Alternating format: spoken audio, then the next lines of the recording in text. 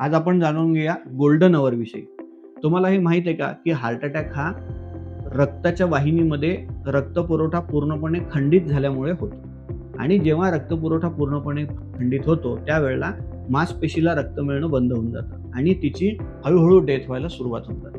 म्हणून असा कन्सेप्ट आहे, की हार्ट अटॅक आल्यानंतर जेवढ्या लवकर तुम्ही ती रक्तवाहिनी ओपन कराल, तेवढ्या लवकर मांसपेशीला रक्तपुरवठा पूर्ववत होईल आणि तेवढ्या लवकर ती मांसपेशी त्यामधून रिकव्हर होईल.